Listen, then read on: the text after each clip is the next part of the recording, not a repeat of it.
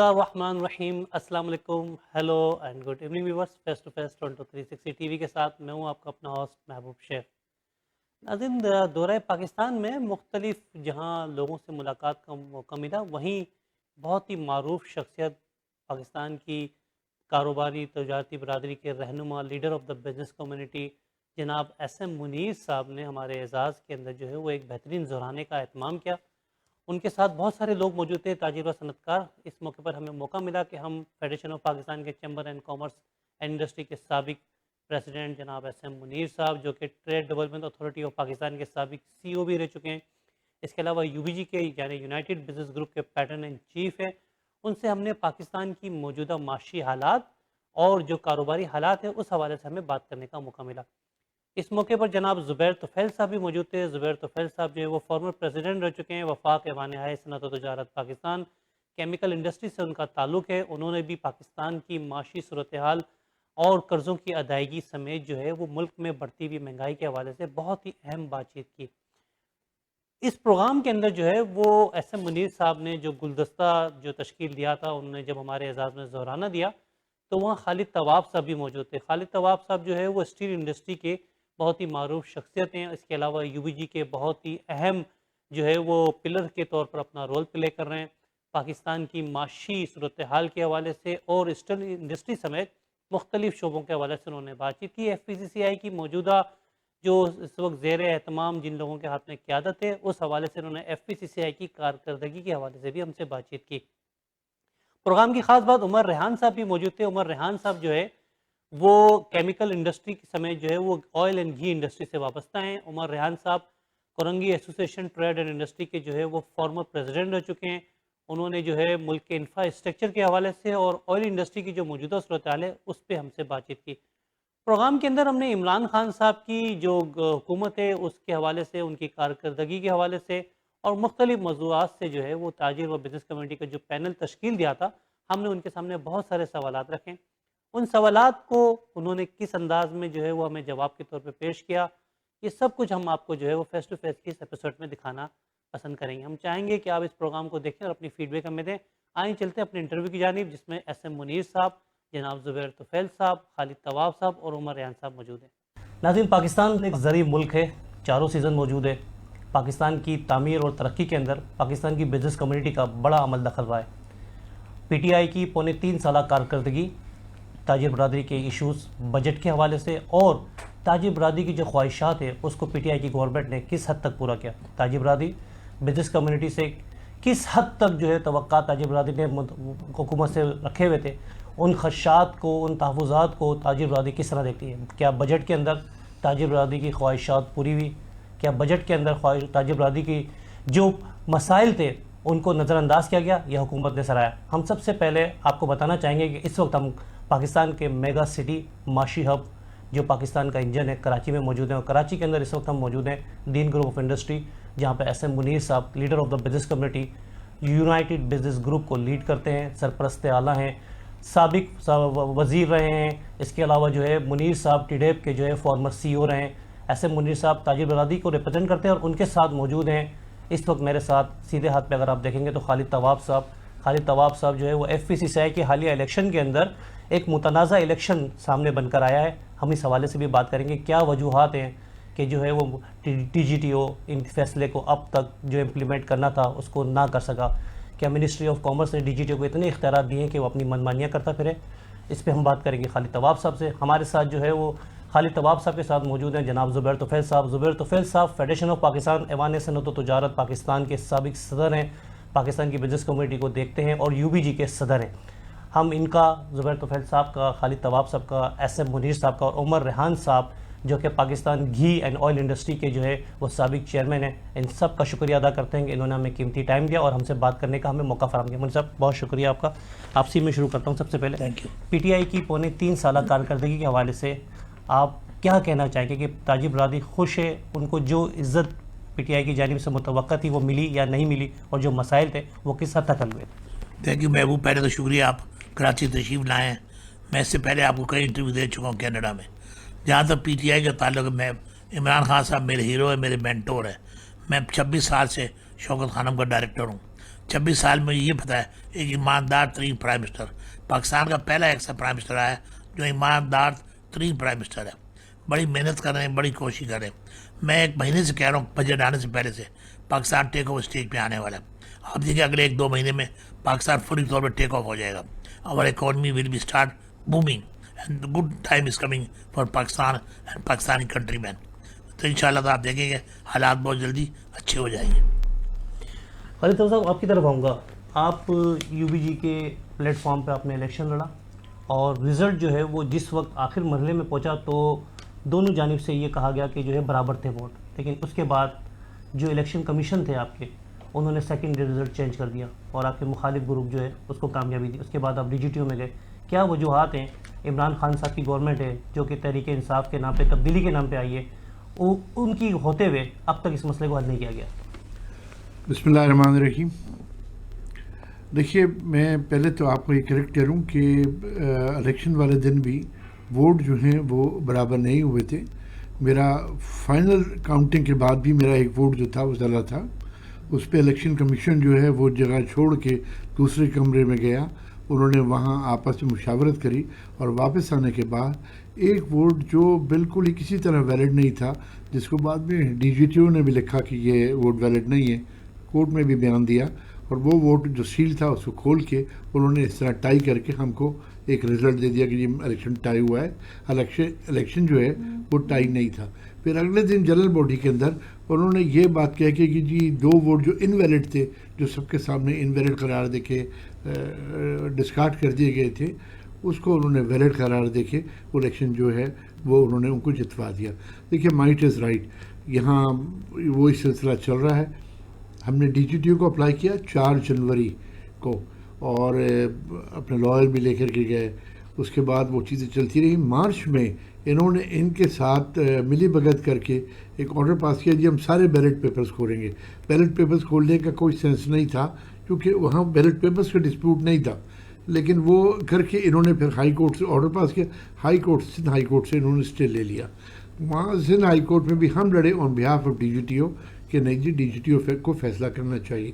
اور فائنلی ان کی جو ریٹ تھی, جو سوٹ فائل کیا تھا انہوں نے, وہ ڈسمس ہوا اور وہ دوبارہ ڈی جی ٹی او کے پاس چلا گیا. دیکھیے یہ تو اللہ بہتر جانتا ہے کہ انہوں نے ڈی جی ٹی او کو کس طرح ہینڈل کیا ہوا ہے, لیکن اس بات میں کوئی شک نہیں ہے کہ ڈی جی ٹی او ایک شدید ان کے ساتھ انڈر پریشر ہے اور وہ مختلف ذرائع استعمال کر رہا ہے تاکہ ٹائم جو ہے نکلتا چلا جائے. آج 7 مہینے میں ہم آگے, اگر وہ ہمیں حق ملتا بھی ہے تو مجھے نہیں پتا کب ملے گا. اس کے بعد پھر کورٹ کے دروازے کھلے ہیں اور جو سسٹم ہے, جو ہمارے یہاں جو جوڈیشل سسٹم ہے, وہ بھی بڑا لنگر آن کرتا ہے. تو اللہ سے توقع رکھتے ہیں کہ انشاءاللہ جلد کوئی فیصلہ ہوگا.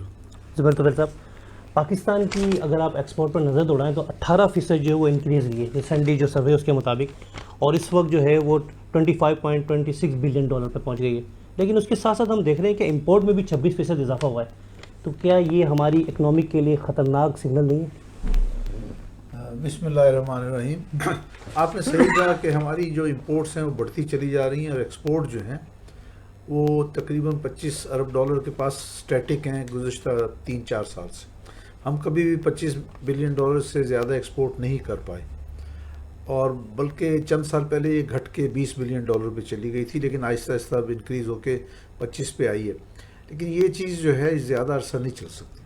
یہ تو ہم دعا دیں اوورسیز پاکستانیز کو کہ جنہوں نے اس سال $30 ارب پاکستان میں ریمٹ کیے. اگر یہ $30 ارب نہ آتے تو ہمارے بیلنس آف پیمنٹ میں شدید مشکلات آتی. پھر اس کے بعد ابھی اوورسیز پاکستان نے $1 بلین روشن پاکستان کے ڈیجیٹل اکاؤنٹ میں بھیجا. تو اس طرح سے معاملات بیلنس تو ہو جاتے ہیں, لیکن بیلنس کرنے میں اوورسیز پاکستانی کا بہت بڑا ہاتھ ہے.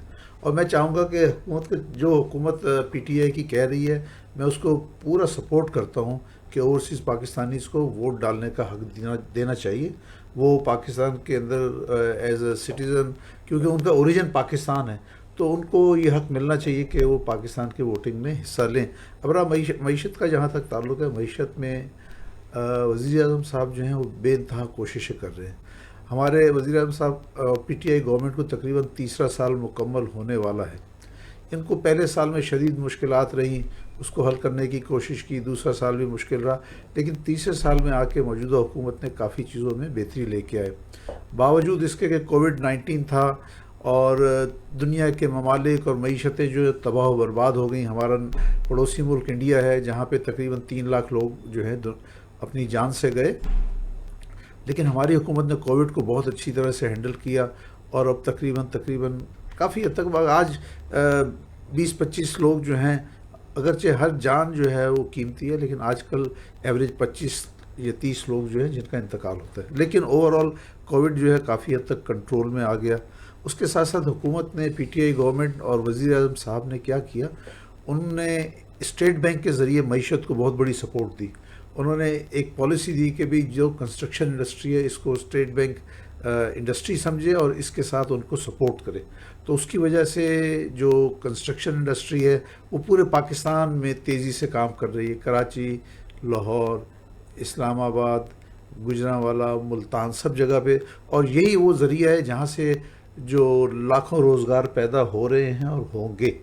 اور اس کے ساتھ ساتھ انہوں نے جب کووڈ تھا تو انڈسٹریز کو کم مارک اپ کے اوپر بھی قرضے دیے کہ بھئی آپ لوگوں کو بے روزگار نہ کریں. تو وہ حکومت کی ایک بہت اچھی پالیسی تھی جس کی وجہ سے کہ ہم لوگ ورس حالات سے بچ گئے اور اب آہستہ آہستہ دیکھیں روزگار بحال ہو رہے ہیں، صنعتیں چل رہی ہیں. مجھے یقین ہے کہ آج جو $25 ارب کی بات کرتے ہیں ایکسپورٹ کی، یہ آئندہ 1 سے 2 سال میں $30 ارب تک آ جائے گی اور حقیقت میں اس سے بھی زیادہ ہونی چاہیے. بہت شکریہ. ہمارے ساتھ عمر ریحان صاحب موجود ہیں، پاکستان کی گھی اینڈ آئل انڈسٹری سے ان کا تعلق ہے. ہم عمر ریحان صاحب سے معلوم کریں گے کہ ان کی انڈسٹری کے جو خدشات ہیں بجٹ کے اندر، ان خدشات کو حکومت پاکستان کی جانب سے دور کیا گیا یا نہیں کیا گیا، اور مزید جو ہے وہ یہ بتائیے گا کہ ہمیں عمر ریحان صاحب کہ اس وقت جو ہے وہ کراچی کے اندر گھی اور آئل کی پرائسز کے اندر بے تحاشا اضافہ دیکھنے میں آیا، جس سے مہنگائی جو ہے وہ بڑھتی جا رہی ہے. اس سلسلے میں آپ کے ادارے اور آپ کی جو مینوفیکچرنگ ادارے ہیں وہ اس کو کس طرح کنٹرول کر رہے ہیں؟ جی عمر صاحب. جی بسم اللہ الرحمن الرحیم. تھینک یو شیخ صاحب. دیکھیں موجودہ جو ابھی جو فائنانس بل گورنمنٹ نے ابھی پیش کیا تھا اور جو کہ پاس بھی ہو گیا ہے، اس میں ہماری گھی اینڈ آئل انڈسٹری جو ہے اس کے اوپر ایک قسم کا ہماری جو سیٹلڈ ایریا پاکستان کے جہاں پہ گھی اینڈ آئل انڈسٹری لگی ہے، ہمارا ٹیکس انہوں نے ٹیکس سٹرکچر پہلے ہم 32% ڈیوٹی اینڈ ٹیکسز دیتے تھے، ہمارے اوپر انہوں نے تقریباً 4-5% اور بوجھ ڈال دیا اس سیکٹر کے اوپر. اس کے برعکس جو انڈسٹری جو گھی اینڈ آئل انڈسٹری فاٹا پاٹا میں لگی ہوئی تھی، وہ 5-7 انڈسٹریاں تھیں، بڑے وہاں پہ سرمایہ کار تھے. تو انہوں نے اس بجٹ میں ان کو سارے ٹیکس معاف کر دیے ہیں اور اس کا رزلٹ یہ نکلے گا کہ پاکستان میں جو سیٹلڈ ایریا میں جو انڈسٹری لگی ہے وہ ساری بند ہو جائے گی، کیونکہ وہ جو اپنا را مٹیریل منگائیں گے پام آئل، ان کو صرف 5-6% ٹیکس دینا پڑے گا، اور جو پاکستان میں انڈسٹری جو سیٹلڈ ایریا میں لگی ہے ان کو تقریباً 36-37% ٹیکس دینا پڑے گا. تو اس سے جو ہے ہماری انڈسٹری جو ہے وہ تقریباً تباہ ہو جائے گی، کولیپس ہو جائے گی.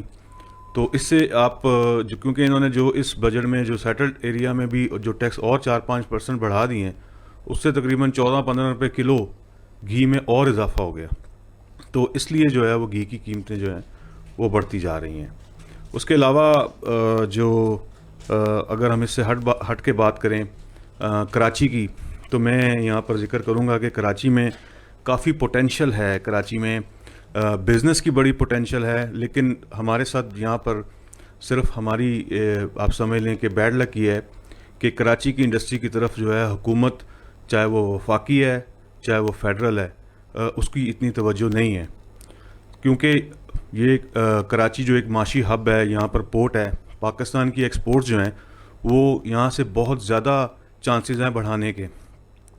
میری ملاقات ہوئی تھی پرائم منسٹر صاحب کے ساتھ کچھ عرصہ پہلے. میں نے پرائم منسٹر صاحب سے یہ ریکویسٹ کی تھی کہ کائنڈلی آپ کراچی کی انڈسٹری کی طرف توجہ دیں. ہمارا کوئی پرسان حال نہیں ہے، یہاں پر گیس نہیں ہوتی، یہاں پر بجلی کے مسئلے ہیں، بجلی نہیں ملتی، یہاں پر انفراسٹرکچر کے مسئلے ہیں.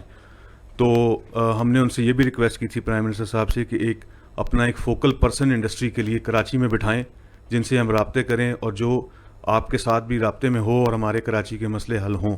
لیکن اس پہ خاطر خواہ ابھی تک کوئی کام نہیں ہوا.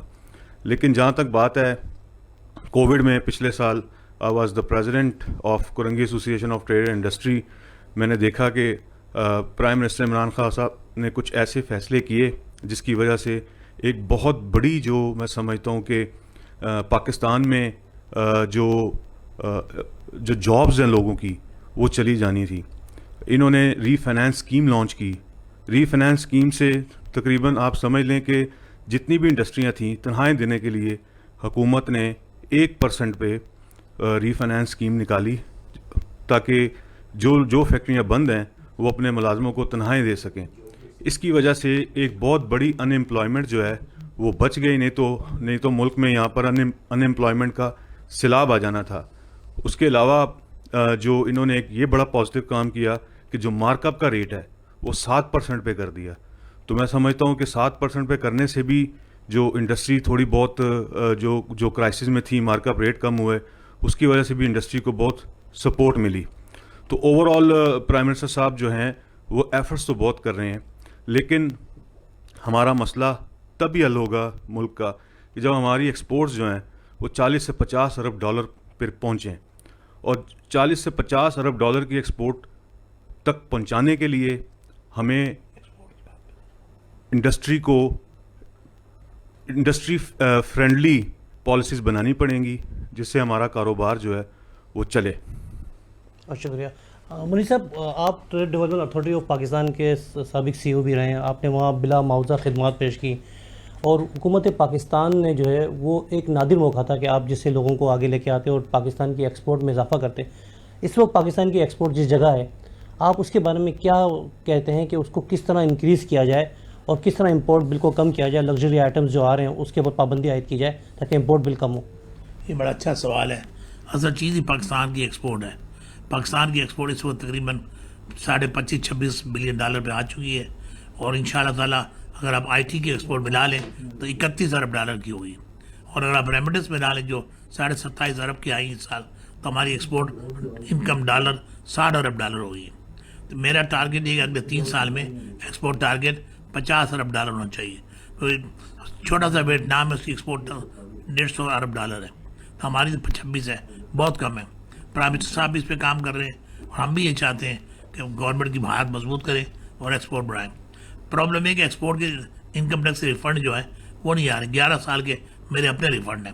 آپ ریفنڈ نہیں کریں گے, ہماری بونافائڈ رقم ہے آپ نے روکی ہوئی ہے, ہمارا سرمایہ آپ نے روکا ہوا ہے, تو کیسے ایکسپورٹ بڑھے گی؟ میری درخواست ہے گورنمنٹ سے کہ مہربانی کر کے ہمارے ریفنڈ فوراً 0 کریں. سارے 100% لوگوں کو, جو چھوٹا یونٹ ہے جس کا 10 لاکھ کا سرمایہ ہے, آپ نے 10 لاکھ ریفنڈ روکا ہوا ہے, اس کی انڈسٹری بند ہو جائے گی, تو ملک میں نقصان ہو جائے گا ایکسپورٹ کا. اگر ڈالر کمانے تو ایکسپورٹر کو فوراً پریفرنس کریں اور ان کے سارے پیسے فوراً ریفنڈ کریں. ٹیڈیب میں میں رہا, ٹیڈیب میں 3 سال میں رہا, میری تنخواہ تھی 5.5 لاکھ, 1 پیسہ تنخواہ نہیں لی, 3 کروڑ روپے میں نے وہاں جیب سے خرچ کیا, کیونکہ میرا اپنی زمین ہے, اسی زمین سے تو میں نے کمایا, تو ملک کی خدمت کرنا میرا فرض تھا. آج میرا بیٹا عمران لاہور میں LD کا چیئرمین ہے, 1 پیسہ تنخواہ نہیں لیتا, نہ گاڑی لیتا, نہ پیٹرول لیتا, نہ گارڈ لیتا. میرا بیٹا تنویر سے پہلے وہ لاہور میں سندر اسٹیٹ کا چیئرمین رہا, 1 پیسہ نہیں اس نے لیا, کوئی تنخواہ نہیں لی, کوئی گاڑی نہیں لی, کوئی ڈرائیور نہیں لیا, اور 7 ارب روپیہ شہباز شریف انہوں نے کما کے دی میرے بیٹے نے. ہماری ساری فیملی, میں سمجھتا میں نہیں, پاکستان میں ایسے اچھے بزنس مین ہیں. حکومت کو چاہیے پرائم منسٹر صاحب کو, جیسے خالد طواب صاحب بیٹھے, زبیر بیٹھے, عمر ریان بیٹھے, ایسے لوگوں کو لگائیں, امپورٹنٹ جگہ پورٹ فولیو کو لگائیں. آپ دیکھیے گا ملک کہاں سے کہاں چلا جائے گا. یہ وہ لوگ ہیں جو ایماندار ہیں, جو ڈیڈیکیٹڈ پاکستانی ہیں, وہی کا کام کریں گے تو ملک ترقی کرے گا. بہت ہوئی بیوروکریسی کی, اب تھوڑا تھوڑا آپ بزنس مینوں پہ بھروسہ کریں, آپ دیکھیے ملک بہت ترقی کرے گا. Thank you.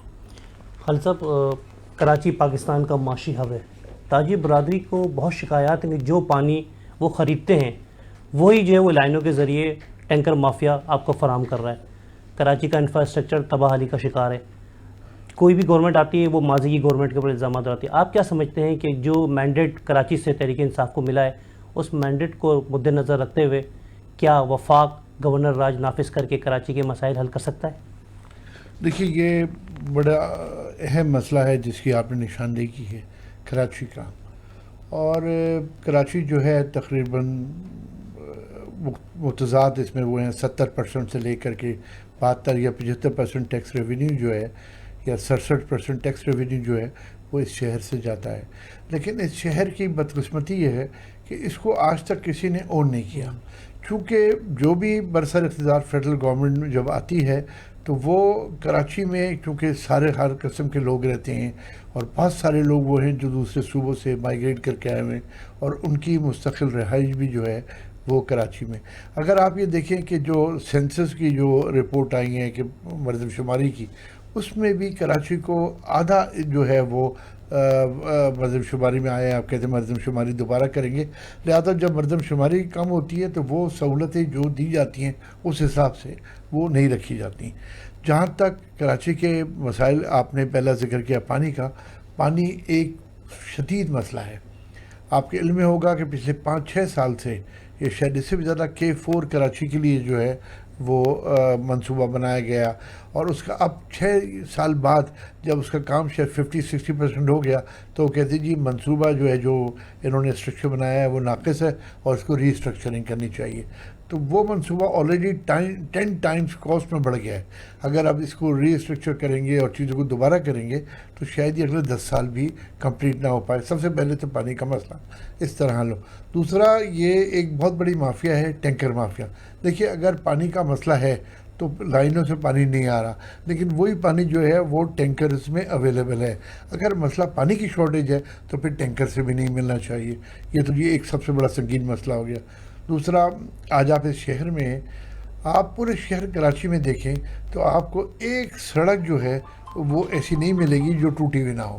پورا شہر میں بہت برا حال ہے، ٹوٹی ہوئی سڑکیں ہیں. جس سے میں نے کہا یہ پہلے آپ کو کہا کہ یہ ایک یتیم شہر ہے جس کو کوئی اون نہیں کرتا.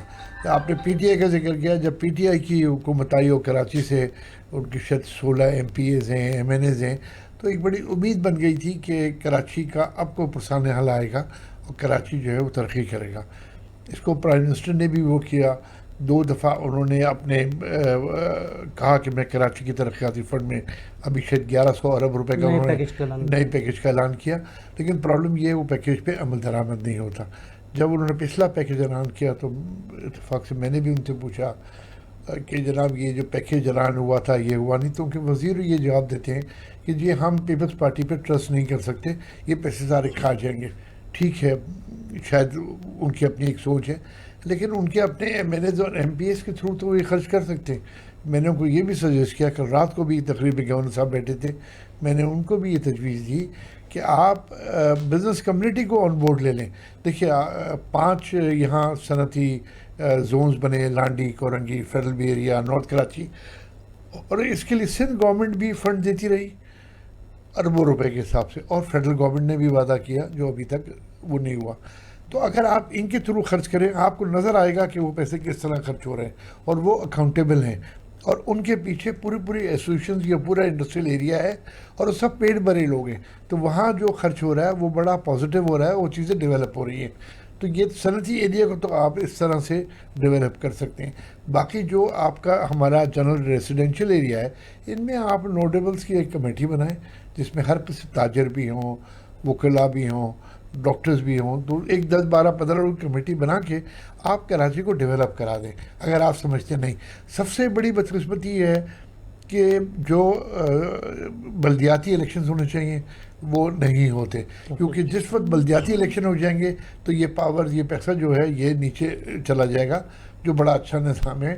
کیونکہ وہ جو بلدیات کا کونسلر آتا ہے وہ ایریا میں ڈیولپمنٹ کا جواب دہ ہوتا ہے.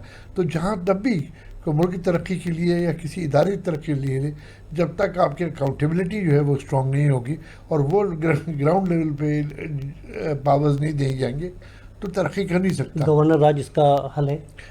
میرا خیال ہے نہیں. اس میں جو ہے نا وہ اصل میں جو بیسک ایشو ہے وہ یہ ہے کہ فیڈرل میں گورنمنٹ کچھ اور ہے، سندھ میں گورنمنٹ کچھ اور ہے. پیپلز پارٹی آپ نے کہا پچھلے کو بلیم کرتی ہے، پیپلز پارٹی تو پچھلے کئی سالوں سے یہاں رول کر رہی ہے اور اس کو کچھ روڈز انہوں نے بنائے ہیں، آپ نے دیکھا ہوگا مین شہید ملت روڈ اور دوسرے روڈ انہوں نے بنائے، لیکن جس طرح سے ریونیو کلیکشن ہے اور جو کراچی میں ہونا چاہیے شاید اس کا 5% بھی جو ہے وہ نہیں ہو رہا. تو وہ ہمیں ضرورت ہے کہ کراچی کو اون کریں اور کراچی کے لوگوں کو آپ آن بورڈ لیں.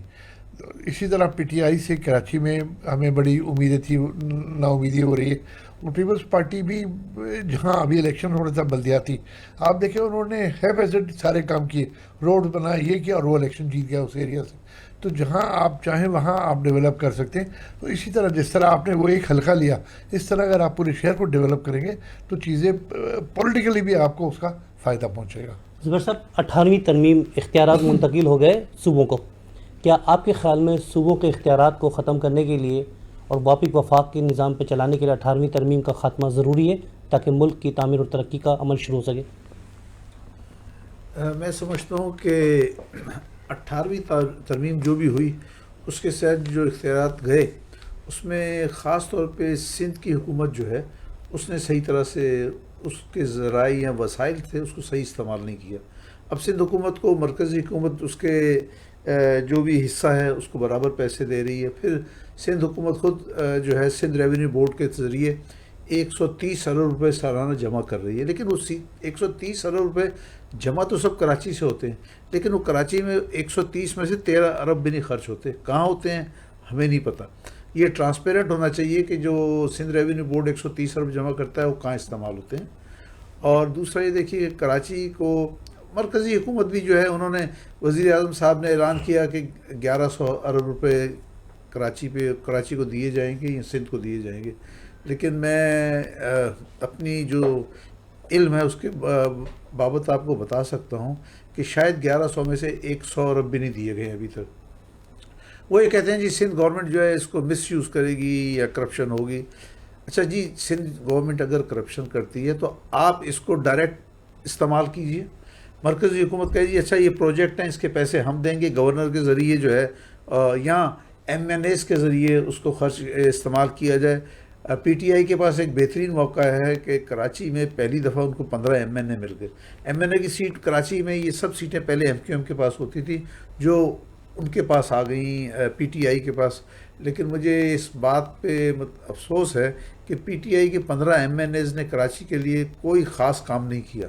نہ کہیں ہمیں نظر آتا ہے کہ انہوں نے فنڈز علاوہ اس کے کہ بار بار کہہ رہے ہیں گرین لائن بس بنے گی. گرین لائن بس 3 سال سے 5 سال سے چل رہی ہے. نواز شریف حکومت کے ٹائم سے یہ 5 سال ہو گئے ہیں, ابھی تک گرین لائن جو ہے. اب اسد عمر صاحب نے کہا ہے کہ وہ غالباً سپٹمبر میں اس کا افتتاح کریں گے. لیکن یہ جو 15 MNA ہیں اور 15 MNAs اور اس کے علاوہ بڑی تعداد ان کی سندھ اسمبلی کے اندر ہے PTI کی, وہاں سے بھی کچھ ہو رہا. وہ کہتے ہیں ہمارے بس میں نہیں ہے, پیپل پارٹی ہمیں کوئی فنڈز نہیں دیتی. مرکز کے پاس جو فنڈز ہیں وہ تو کراچی میں خرچ کیے جائیں, یا اگر وزیر اعظم صاحب نے کہا کہ 1100 ارب تو 1100 ارب دیں کراچی میں. آپ کو PTI پہ اعتبار نہیں ہے, آپ اپنے MNA سے دیں, آپ بزنس مین کے ذریعے دیں. بزنس مین جو ہے ہمارا بہت اچھا بزنس مین ہے اور وہ آپ کے جو بھی پیسے ہیں صحیح جگہ صحیح استعمال کرے گا. پھر ایک اور بات میں کہوں گا, وزیر اعظم نے جب ووٹ لینے تھے عمران خان صاحب نے کراچی میں وعدہ کیا تھا کہ وہ یہاں پر 3 یا 4 ڈی سیلینیشن پلانٹ لگائیں گے اور اس سے کراچی میں پانی کی کمی کا مسئلہ حل ہوگا. لیکن مجھے افسوس کے ساتھ کہنا پڑتا ہے کہ آج تک ڈی سیلینیشن پلانٹ پہ کوئی کام نہیں ہوا. وہ جہاں الیکشن کے ٹائم پہ ایک جو کراچی کے لوگوں کو اٹریکٹ کرنے کے لیے جلسوں میں تقریر کی گئی, لیکن اس کے بعد پھر حقیقت میں دیکھا جائے تو اس پہ کوئی مزید کا پیش رفت نہیں ہوا. تو میں چاہوں گا کہ حکومت کے پاس ایک بہترین موقع ہے, ابھی آخری 2 سال ہیں ان کے پاس, انہوں نے جو وعدے کیے ہیں وہ وعدے پورے کریں تو کراچی سے دوبارہ ووٹ ملے گا. ورنہ کراچی کے لوگ جو ہیں وہ بڑے اس معاملے میں ان کا ذہن بالکل صاف ہے. انہوں نے جس طرح سے MQM کو اتنے سالوں سے ووٹ دیتے تھے اور جب دیکھا کوئی فائدہ نہیں ہے تو انہوں نے سارے ووٹ PTI کو دے دیے. اور اسی طرح سے اگر PTI نے کراچی میں اگلے 2 سال میں سیریسلی کام نہیں کیا تو یہ جو ووٹ ہیں وہ کسی اور کو دے دیں گے. مولوی صاحب ایک بہت ہی اہم اور آخری سوال آپ سے کرنا چاہوں گا. پاکستان کے ٹیکس نیٹ میں اضافے کے لیے کیا اقدامات کرنے چاہیے, اور اس وقت جو ٹیکس دینے والوں کی تعداد ہے وہ نہ ہونے کے برابر ہے آبادی کے لحاظ سے.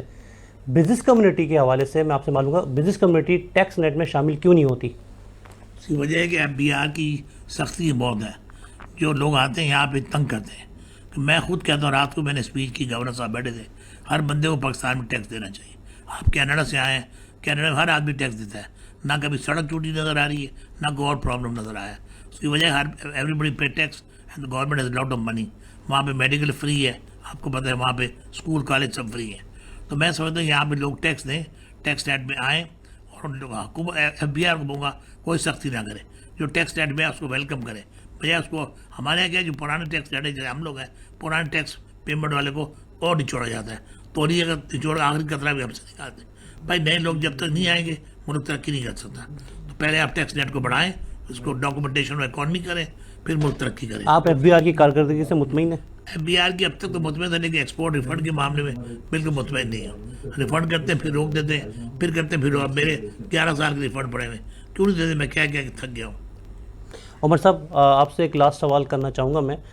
पाकिस्तान की इदारों के अंदर वफाकी वज़रा की तब्दीली, ख़ास तौर पे मिनिस्टर ऑफ फाइनेंस एक बार फिर शौकत तरीन साहब आएँ, आपके ख्याल में वज़रा की तब्दीली से पाकिस्तान की पॉलिसी पर असरअंदाज होती है? पाकिस्तान की जो हमारी इकॉनमी है ये रेंट सीकिंग इकॉनमी है। इसमें एक ख़ास तबका हमेशा से जो है वो एक्टिव रहा है, अपनी मर्ज़ी के फ़ैसले, अपनी मर्ज़ी के जो SROs या अपनी मर्ज़ी के कानून बनाने में, जिनसे उनको माशी फ़ायदा हो। और ये अभी तक ये मामला अभी तक हल नहीं हुआ। मिनिस्ट्रीज़ में इतनी तब्दीलियाँ आ रही हैं और नए नए एक्सपेरिमेंट्स हो रहे हैं, लेकिन मैं यहाँ पर एक बात समझूंगा या एक बात प्राइम मिनिस्टर साहब के लिए एक मैसेज दूंगा कि जब तक हमारे मुल्क में इंसाफ लोगों को मिलना नहीं शुरू होगा, तब तक इस मुल्क के माशी मसाइल भी और दूसरे मसाइल भी हल नहीं हो सकते। हमारे जो PTI इनका मेन स्लोगन हमारे प्राइम मिनिस्टर साहब का इंसाफ है, लेकिन अभी तक कोई ऐसे रिफॉर्म्स उसमें देखने में नहीं आए जिसकी वजह से लोगों को इंसाफ मिलना शुरू हो। तो आप यहाँ से अंदाज़ा लगा लें कि हमारे फेडरेशन के इलेक्शन जो कि खालिद तवाब साहब जीते हुए थे, उनको हरा दिया गया। और इतने इन्फ्लुएंशियल खालिद तवाब साहब आदमी हैं, अगर इनको अभी तक इंसाफ नहीं मिल रहा तो एक आम आदमी को इंसाफ कैसे मिलेगा? एक बहुत बड़ा ये एक क्वेश्चन मार्क है इंसाफ के मामले में हुकूमत की कारकर्दगी पर। कि वो एक इंतहाई ईमानदार आदमी है, वो पूरी कोशिश कर रहे हैं मुल्क में बेहतरी लेकर आएँ, लेकिन उनके भी आसपास जो टीम मेंबर्स हैं वो मिसाली नहीं हैं। वो उसी पुराने निज़ाम का हिस्सा थे जो पिछली हुकूमतें थीं। और दुनिया में अलबत्ता हमें ये भी देखना चाहिए कि दुनिया में सदारती निज़ाम जो है कहाँ कहाँ है और कैसे है। आप उसमें अमेरिका को देख सकते हैं, आप उसमें फ़्रांस को देख सकते हैं। ये दो बड़े मुल्क हैं जो उसमें सदारती निज़ाम में चल रहे हैं। अब पाकिस्तान में इस वक्त ये बहस चल रही है कि सदारती निज़ाम लाया जाए। तुर्की में देख लें, और तुर्की में और डायरेक्ट जो है डायरेक्ट अवाम सदर को मुंतखब करती है। तो इस बारे में मैं तो यही कहूँगा कि ये आपस में मशावरत से होना चाहिए सदारती निज़ाम। एज ए बिजनेस कम्युनिटी आप क्या कहेंगे? आप समझते हैं कि निज़ाम होना चाहिए सदारती? हम तो ये चाहते हैं कि मामलात सही चले। देखिए बिज़नेस कम्युनिटी जो है, हम लोग हमारी बिज़नेस कम्युनिटी पूरी कोशिश कर रही है, हम लोग अपने काम में लगे हैं कि मुल्क के लिए जो बेहतरी कर सकते हैं, उसमें सनतकारी में रोज़गार ज़्यादा से ज़्यादा प्रोवाइड करते हैं और एक्सपोर्ट करते हैं। जो चीज़ मुमकिन है हम सब कुछ कर रहे हैं। अब पूरे मुल्क में इस वक्त समझ में ये नहीं आ रहा, क्योंकि पाकिस्तान जो है अभी तक ख़ास तौर पे जो कम आमदनी वाले लोग हैं ना, उनके लिए कुछ नहीं कर पा रही। वज़ीर आज़म साहब शायद उनके जहन में ये है कि सदारती निज़ाम बेहतर हो सकता है, लेकिन ये काम तमाम जो है ना मशावरत से होना चाहिए। ऐसे नहीं कि कोई एक आदमी कह दे कि आज मैं सदारती निज़ाम चाहता हूँ, लेकिन इनकी अकाउंटेबिलिटी सबकी होनी चाहिए। चाहे सदारती निज़ाम में सदर हो या वज़ीर आज़म हो, उसको सही तरह से उसको चेक किया जा सके, कोई आदमी अपने ताकत का नाजायज़ इस्तेमाल ना कर सके, और अगर कर सकता है तो आवाम की बेहतरी के लिए करे, बजाय इसके कि अपनी सियासी पार्टी को दवाम देने के लिए ये काम करे। तो इसमें मैं वाज़े तौर पे नहीं कह सकता हूँ, मैं भी हमारे जो दूसरे SM मुनीर साहब या खालिद तवाब साहब बेहतर कहेंगे। मेरी सोच ये है कि आप सदारती निज़ाम चाहते हैं तो इसके लिए रेफरेंडम कराएं, पूरे मुल्क में रेफरेंडम कराएं। अगर रेफरेंडम में उसके हक़ में बात आती है फिर तो सोचा जा सकता है, वरना ये है कि मौजूदा निज़ाम जो चल रहा है इसी तरह से इसको जारी रखा जाए। सदारती निज़ाम में हम एक नया तजर्बा करेंगे। हमारे सदारती निज़ाम में हमने 1-2 दफ़ा कोशिशें भी की हैं। मुशर्रफ साहब के दौर में थी, इख्तियारात उनके पास थे, इख्तियारात सब उनके पास थे, अयूब खान के पास इख्तियारात थे। ये सदारती निज़ाम की बात क्यों होती है? जब सियासतदान जो वजारत पार्लिमानी निज़ाम के तहत चलते हैं तो वो अपने اختیارات کا ناجائز استعمال کرتے ہیں. جب ہم یہ دیکھتے ہیں کہ ایک وزیر اعظم ہوتا ہے تو وہ ایسے غلط کام کر رہا ہوتا ہے جس میں ہمارے لوگوں کا ٹیکس کا پیسہ جو ہے اس کو کھایا جاتا ہے, لوٹا جاتا ہے, اس کی وجہ سے ہمیں مایوسی ہوتی ہے. لہٰذا یہ چیز جو ہے یہ ریفرنڈم کے ذریعے کی جا سکتی ہے اور کسی ذریعے سے نہ کی جائے تو بہتر ہے. امریکہ میں, فرانس میں, وہاں تعلیم کا اگر آپ گنیں گے تو وہاں پہ تعلیم غالباً 90% میں لوگوں کے پاس ایجوکیشن ہے. یہاں تو لوگوں کے پاس ایجوکیشن نہیں ہے. یعنی تعلیم کی کمی کی وجہ سے آپ سمجھتے ہیں کہ اس پہ implement نہیں ہو سکتا؟ نہیں میں نہیں کہتا ہوں نہیں ہو سکتا, لیکن اس میں جو ہے سب کو شامل کرنا چاہیے اور ریفرینڈم کے بغیر یہ نظام تبدیل نہیں کرنا چاہیے. اور میں دکھ کے ساتھ کہتا ہوں کہ ہمارے ملک میں جو بھی حکومت رہی اتنے اچھے اخراجات جو شفاف نہیں استعمال ہوئے. موسٹلی جو ہے سیاستدانوں نے اس کو مس یوز کیا. میں یہاں پہ چین کی مثال دوں گا. چین کو بھی آزاد ہوئے 70 سال ہو گئے ہیں. چین میں آج تک کوئی صدر وزیر اعظم اپنا ملک چھوڑ کے نہیں گیا. اگر وہ 10 سال 12 سال حکومت میں رہا, چین کا ایک نظام ہے, چین کے نظام میں ایک صدر جو ہے 2 دفعہ منتخب ہو سکتا ہے, 6 سال تو 12 سال. وزیر اعظم جو ہے وہ 5 سال تو 10 سال.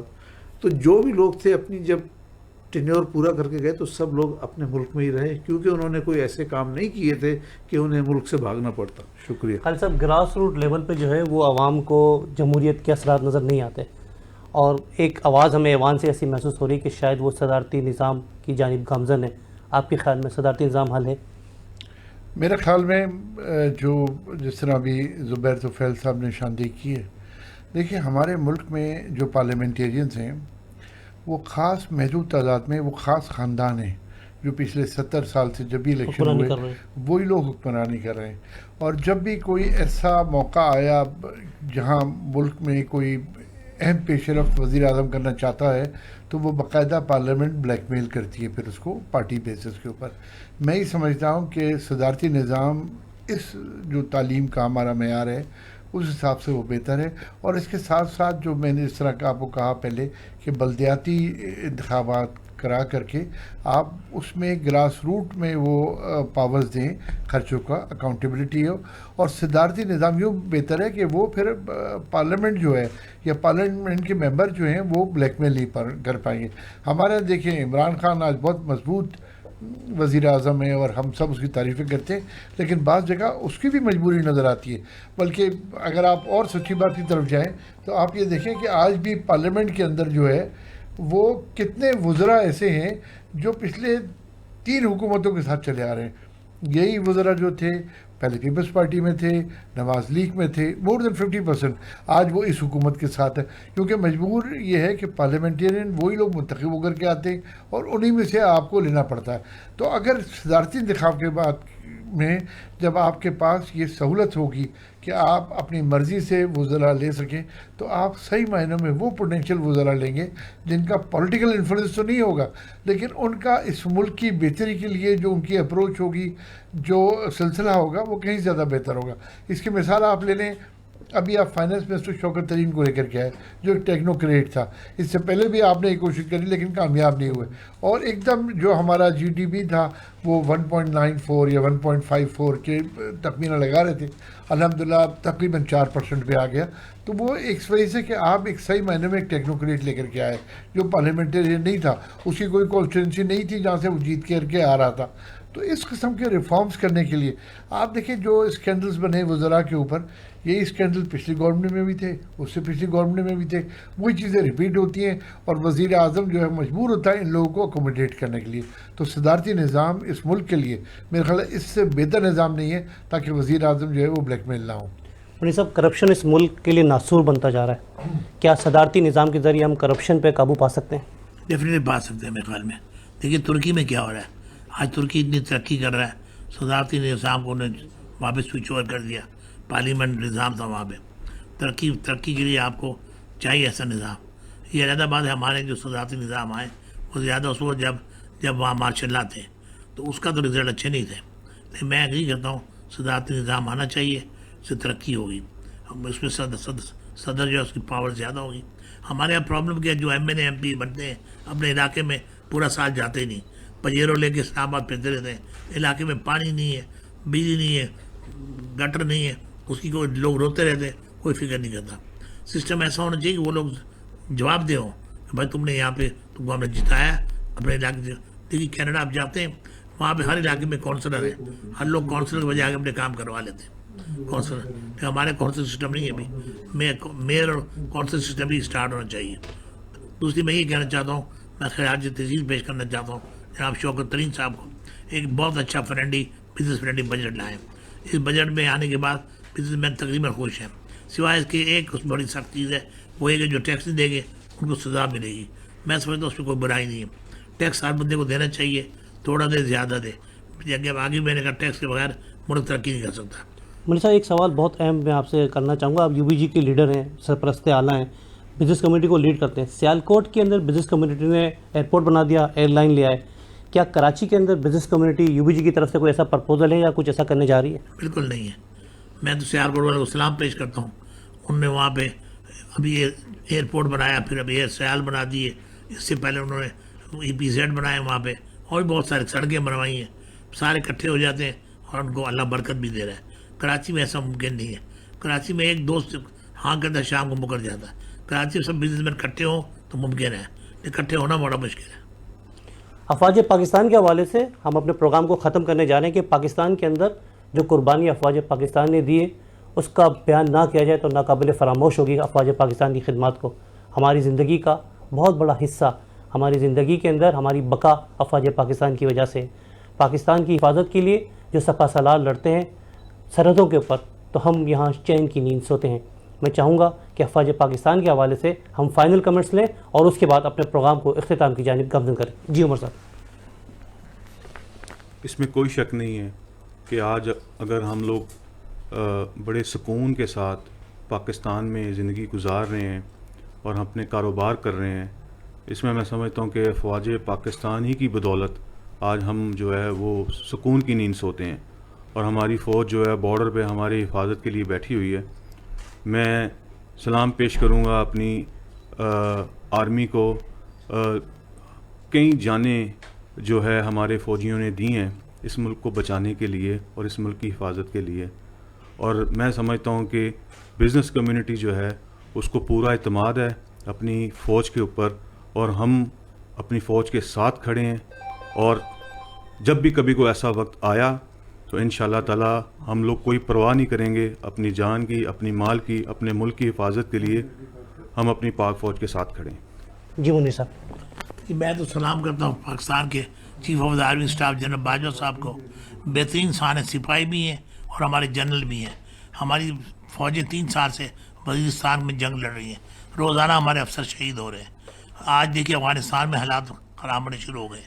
अब फ़ौज की ज़रूरत है, फ़ौज ना हो तो आज हिंदुस्तान की नीयत अच्छी नहीं है, तो हिम्मत नहीं हिंदुस्तान की पाकिस्तान पर हमला करे। फ़ौज हमारी बड़ा मनज़्ज़म है और हमारे सारी फ़ौज एक झंडे तले एक है। Chief of the army staff किसी ईद बकरीद के दिन में आप चेक करें, फ्रंट लाइन सोल्जर के मिलने चले जाते हैं, घर पे नहीं बैठते। वो दिन रात मेहनत कर रहे हैं, बाहर जाते हैं, इंटरनेशनल दुनिया में उन्होंने अपना नाम पैदा किया है, फिर वापस आते हैं, फिर मुल्क की फिक्र है। इकॉनमी में उनका अबूर है। 3 दफ़ा मिल चुके हैं उनसे, खालिद साहब से वो इल्म है।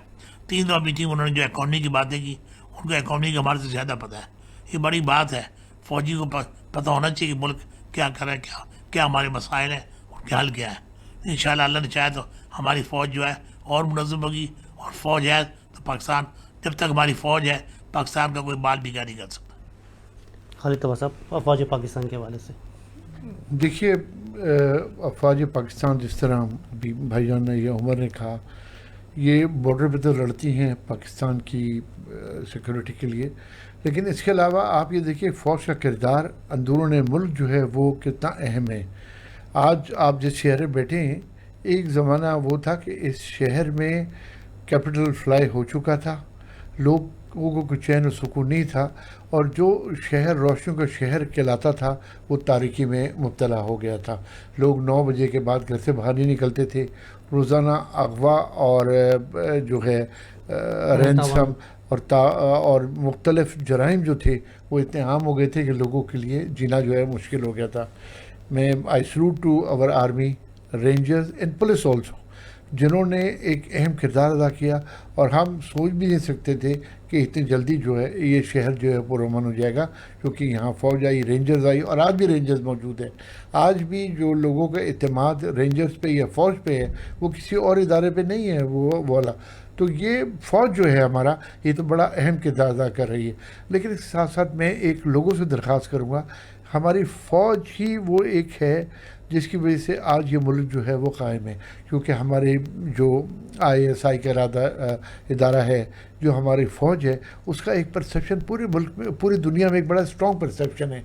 और अनफॉर्चुनेटली जो इंडियंस हैं, ये दूसरे लोग हैं जो मुल्क दुश्मन हैं, वो ये अफवाहें फैलाते हैं कि जी हमारी फ़ौज ये है, हमारी फ़ौज। मैं समझता हूँ कि हमारी फ़ौज जो है वो एक वाहिद तंजीम है जिसमें एक डिसिप्लिन है, और जो मुल्क की बका के लिए बेतहाशा ज़रूरी है। हम उनका इमेज जो है वो बिल्डअप करें, और ऐसे अनासर को जो हमारे मुल्क का इमेज या हमारे जनरल्स के ख़िलाफ़ जो है वो गलत खबरें फैलाते हैं, हमें उनको डिस्करेज करना चाहिए हर सूरत में, चाहे वो सोशल मीडिया हो, चाहे वो इलेक्ट्रॉनिक मीडिया हो। और हम पूरी जो है बिज़नेस कम्युनिटी वो अपनी फ़ौज के साथ खड़ी है। जुबैर साहब। बिल्कुल, जैसे हमारे तमाम साथियों ने, भाईजान ने, उमर रेहान ने, खालिद तवाब ने कहा, इस बात में कोई शक नहीं है कि पाक अफवाज का पाकिस्तान में अमन कायम करने में एक बहुत अहम रोल है। बदकिस्मती से जब रूस की फ़ौजें अफ़गानिस्तान में आईं, उस दिन से जो है हमारे बॉर्डर पे मुश्किलात शुरू हो गई, और फिर जो है अफ़गानिस्तान के बॉर्डर के ऊपर हमारी फ़ौज पहले कभी नहीं होती थी। हमारी फ़ौज हमेशा ईस्टर्न बॉर्डर्स पे इंडिया की तरफ रहती थी, लेकिन आहिस्ता आहिस्ता फिर 1 लाख, 1.5 लाख, 2 लाख तक फ़ौज जो है अफ़गानिस्तान के बॉर्डर पे आई, और उन्होंने वहाँ से दहशतगर्दों को इधर आने से रोका। फिर उसके बाद हुकूमत ने एक पॉलिसी बनाई कि यहाँ पर बाड़ लगाई जाए, और वो 90% अफ़गानिस्तान का जो बॉर्डर है वो 90% वहाँ पे ये बाढ़ लग चुकी है, अब आसानी से लोग नहीं आएंगे। तो एक अफ़गानिस्तान में, दूसरा ये कि अफवाज पाकिस्तान का एक बहुत अहम रोल था कि उन्होंने रूस को जो है वहाँ से किस तरह निकाला। रूस एक बैनुल अक़वामी ताकत थी अमेरिका के बराबर, लेकिन वो आखिर में इसी तरह गए कि जैसे कि आज अमेरिकी फ़ौज अफ़गानिस्तान से बाहर गई है, इसी तरह से रूसी लोग भी गए। पाकिस्तान का इस वक्त जो सबसे बड़ा मसला है वो हिंदुस्तान के साथ है। हिंदुस्तान की नीयत जो है पाकिस्तान के लिए अच्छी नहीं है। वो आज भी दहशतगर्दी में, पाकिस्तान में जो भी वाक़यात होते हैं, जब आप उसकी कड़ी देखेंगे तो हिंदुस्तान से जाके मिलती है। वो या हिंदुस्तान की हुकूमत करवा रही होती है या उनकी एजेंसी रॉ करवा रही होती है। अभी भी जो लाहौर में धमाका हुआ, उससे पहले कुलभूषण को पकड़ा गया। तो इन तमाम चीज़ों को रोकने में, इन्हीं वाक़यात की वजह से दुश्मन मुल्क ने पाकिस्तान के अंदर जो है दहशतगर्दी करवाई, पूरे मुल्क में हालात बदतर कर दिए। फिर 2013 के बाद अफवाज पाकिस्तान ने एक नया प्लान किया कि हम पूरे मुल्क से दहशतगर्दी ख़त्म करेंगे। उन्होंने सबसे पहले अफ़गानिस्तान से दहशतगर्दों को भगाया, उसके बाद इसी तरह से आहिस्ता आहिस्ता फिर सबसे ज़्यादा मुतासिर कराची था। कराची में तकरीबन रोज़ाना कई लोग जो है जानों से जाते थे, अगवा हो जाते थे, पर्चियाँ, भत्ता, सब चीज़ें चलती थी। और अफवाज पाकिस्तान ने रेंजर्स और पुलिस के साथ उनको साथ आगे रख के इन तमाम मुश्किलात पे काबू पाया, और इस वक्त कराची जो है वो अमन का गहवारा है।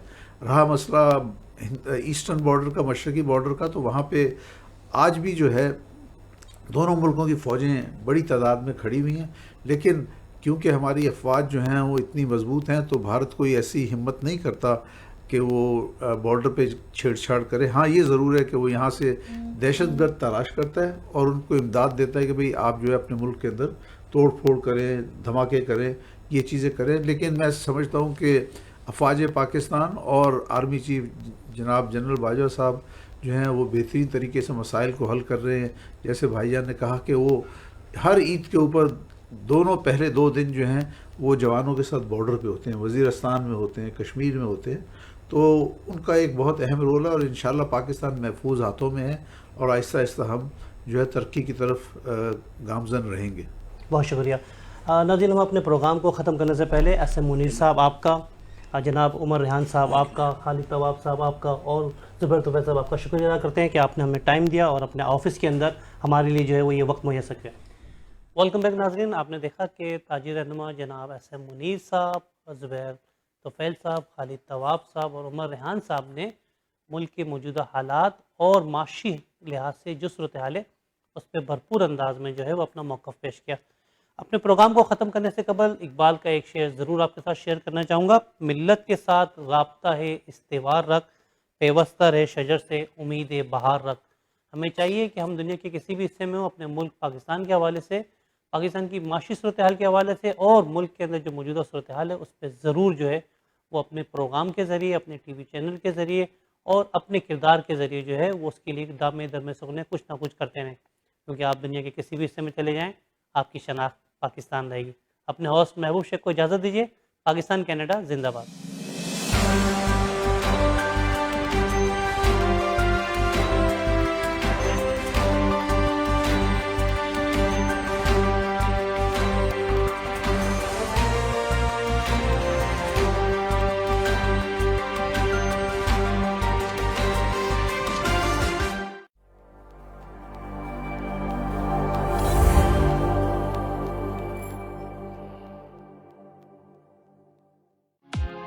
Thinking of buying, selling, or investing in real estate, whether it be residential, commercial, or pre-construction, Arshad Bhatti and his team of professionals can help. We have guaranteed allocations in high-rise and low-rise pre-construction projects in and around the GTA. Call Arshad Bhatti at 416-300-5600. That's 416-300-5600 or register at arshadbhatti.com. Do you know why professionals like you work with accountants like us? Because at Dean & Associates, we treat your business like our own and give you the best tax advice according to your specific situation. Dean & Associates' experienced CPAs and tax accountants have helped hundreds of clients and successfully managed their accounting and tax scenarios.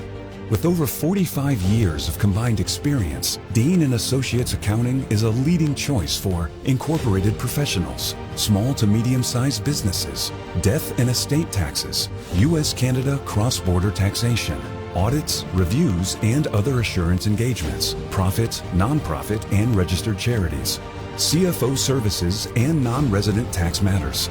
Whether you need CRA and IRS representation or you're looking for a leading-edge tax strategy, we would be most pleased to help you at our 5 convenient locations across Ontario.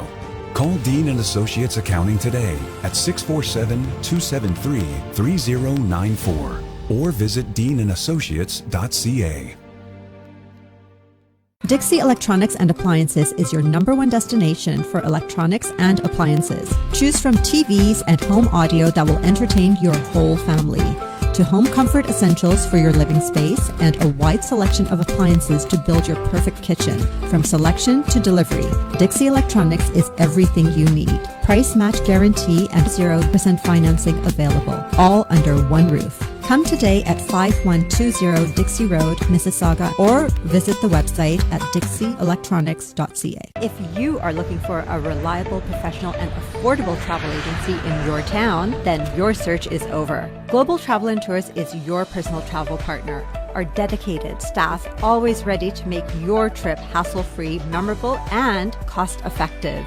We will assist you with hotel reservations, the transportation, visa assistance, and travel insurance. Please give us a call right now at 1-877-275-3555. Hand sanitizer کا باقاعدہ استعمال بہت سے مہلک و وبائی امراض سے بچاؤ کے لیے بے حد ضروری ہے. گرینش ہینڈ سینیٹائزر بازار میں دستیاب تمام سینیٹائزرز کے مقابلے میں کئی اہم خصوصیات رکھتا ہے. ہیلتھ کینیڈا سے منظور شدہ 75% فوڈ گریڈ الکوہول سے تیار کردہ پی ایچ بیلنسڈ فارمولا نہ صرف آپ کو جرم سے بچاتا ہے بلکہ آپ کی جلد کی حفاظت بھی کرتا ہے. 99.9% جرمز کا فوری اور یقینی خاتمہ. آج ہی اپنی قریبی فارمیسی سے خریدیں یا ہماری ویب سائٹ پر آرڈر کریں www.greenish.com. اپنے پیاروں کو بلائیے کینیڈا میں بسائیے ICC امیگریشن. مستقبل سنوارے آسانی کے ساتھ ICC کے ساتھ. ICC ICC इमिग्रेशन के RD, MD और उनकी professional team head office Mississauga से आपको सर्व कर रही हैं। Business visa, student visa, work permit, sponsorship या किसी भी अप्रूव कैटेगरी में आप अपने प्यारों को कनाडा बुलाना चाहते हैं तो अभी कॉल कर लें 905-461-2424। It's 905-461-2424। ICC Immigration। रोशन मुस्तकबिल और अपनों का साथ जन्नत से कम नहीं। आप भी कनाडा को अपना घर बना सकते हैं। ग्रीन स्टार इमिग्रेशन सॉल्यूशंस के regulated Canadian immigration consultant Shahbaz Akbar के साथ master of business class immigration, express entry, skill class immigration, refugee claims and family sponsorships. So call now at 416-508-3989। Green Star Immigration Solutions Canada. It's never too late to follow your dreams. जिंदगी खर्च हो जाती है अपनों के लिए रकमें बनाने में, हमें अपना बना लो थोड़ी रकम बचाने में। आज ही कांटेक्ट करें इंश्योरेंस बाजार के ऑफिस अपनी ऑटो, होम और लाइफ इंश्योरेंस के लिए 416-817-1313 या विजिट करें www.insurancebazar.ca। आपकी बचत और आपके मुस्तकबिल का मुहाफिज इंश्योरेंस बाजार।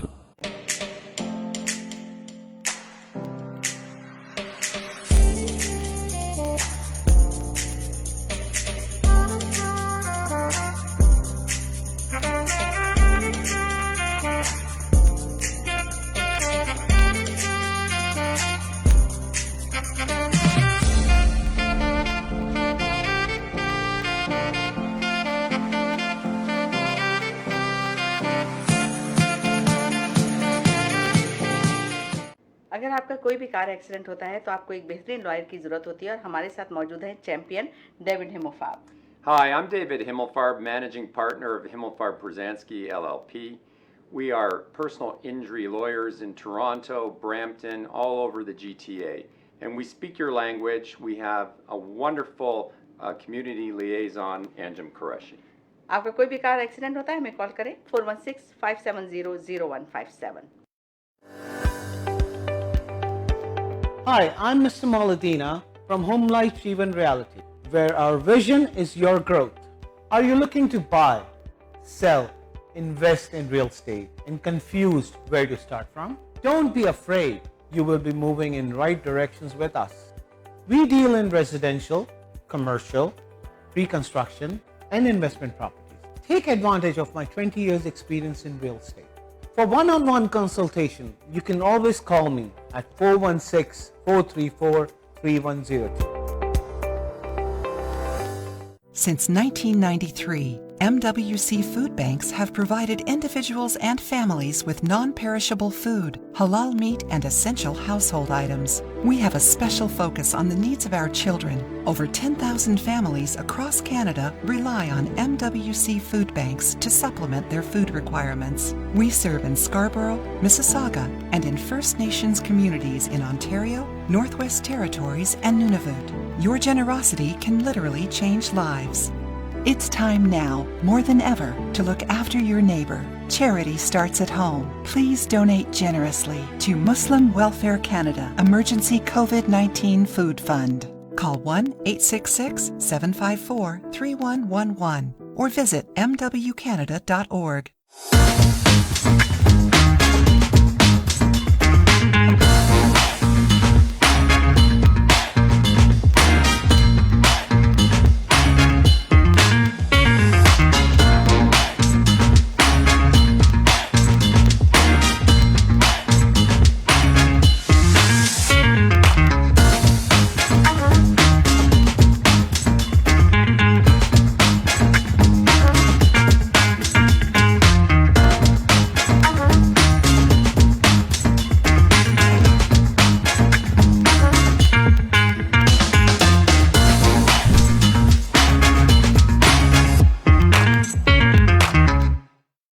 Are you planning on buying, selling, or investing in real estate? and looking for a reliable real estate broker? Then look no further. Call Noma today. List your home and start packing. Honest, reliable, and a top negotiator. Give your attention to Noma. Over 10 years of Canadian real estate market experience. Invest in new construction projects with day one price. Call Noma Bobber today at 647-962-0007. Hi, I am Raja Rizwan Mahmood. I am a licensed mortgage professional. I specialize in a first mortgage, private mortgage, and refinancing. Whether you're a first-time home buyer, self-employed, or new to Canada, I will work with you to ensure you get the best mortgage for your unique needs. So call me now and let's get started on your dream home.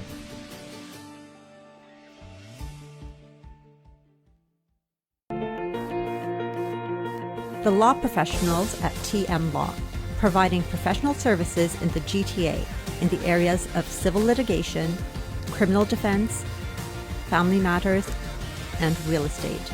Serving the community in English, Punjabi, Hindi, and Urdu. For more information, call Tahir Majid, barrister and solicitor at 647-838-4773, or you can visit tahirlaw.ca.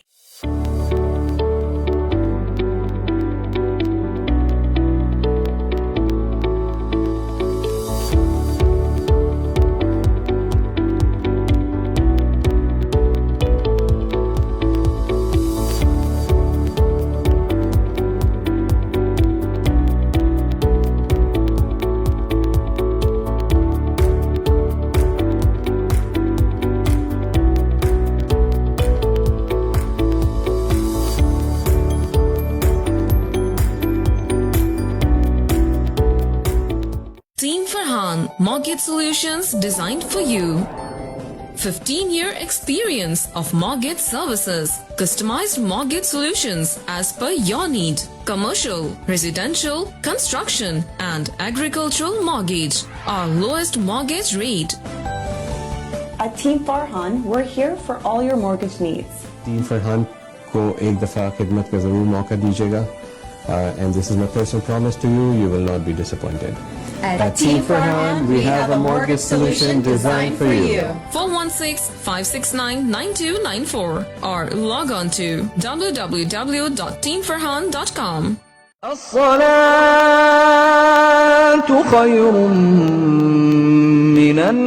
मस्जिद नूरुल हरम एक शानदार रूहानी तामीराती मंसूबा। माशाल्लाह world Islamic mission Canada खुशी से ऐलान करते हैं कि मस्जिद नूरुल हरम की तामीर का काम शुरू हो गया है।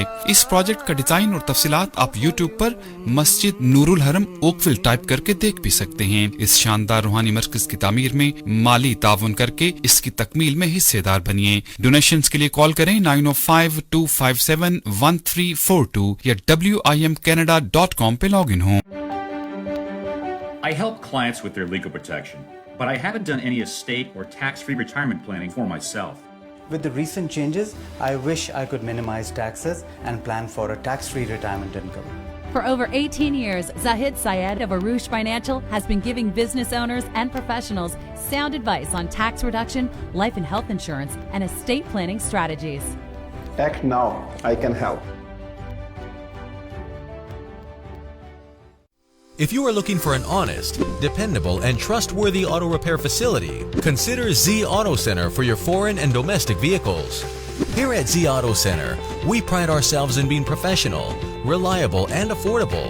Our certified technicians have years of experience working on all types of vehicles. Special packages for Uber, Lyft, taxi, and driving school car safety inspection. Winter, summer, and all-season tire packages available. Best selection of used cars for sale. We are family-owned and operated business located at 3670 St. Clair Avenue East, just east of Midland Avenue in Scarborough. Call us today at 416-4